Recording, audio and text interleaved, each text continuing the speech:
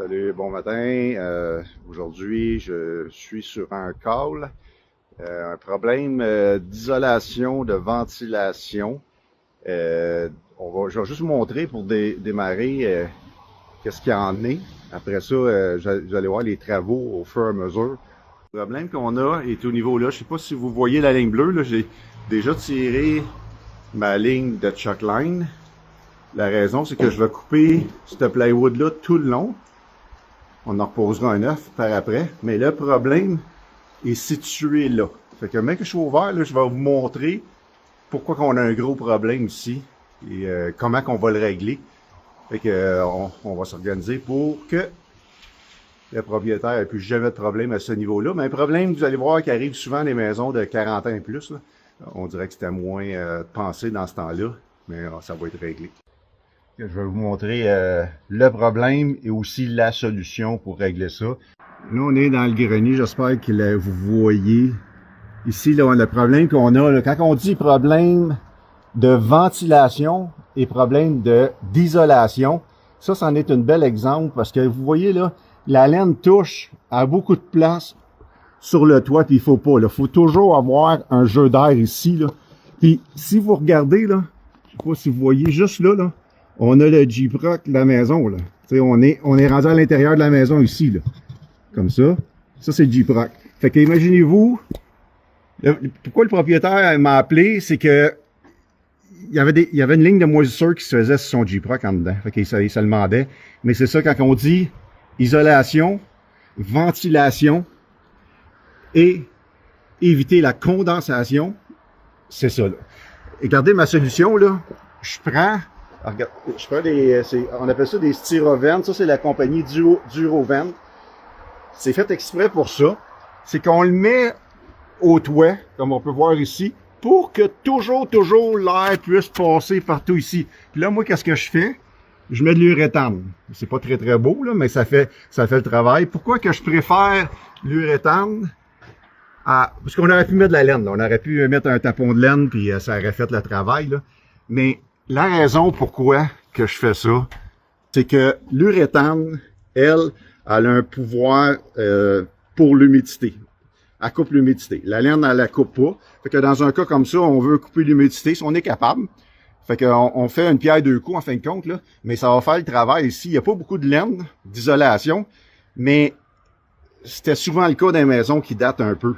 Puis c'est pas vraiment problématique s'il y a un test à l'intérieur et un coupe vapeur d'aluminium qui aide beaucoup, là.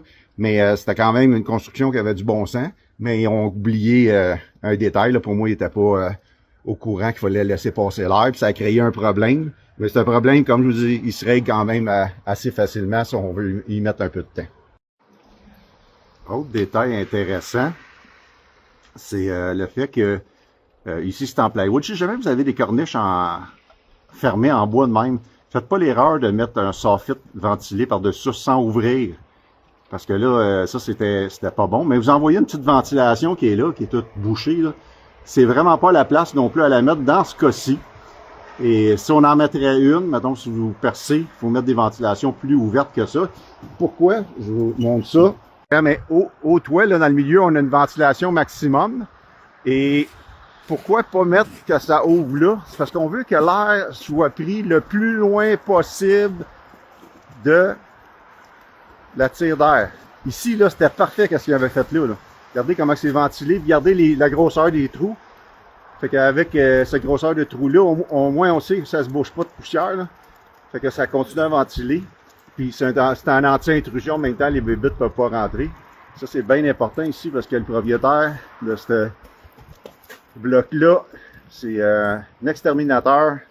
Et vous savez qu'est-ce qu'on dit des exterminateurs? C'est des méchantes bébites. Fait que ça en est le cas avec ce monsieur-là. Et il va m'écouter, il va m'aimer. Mais c'est un grand ami en passant.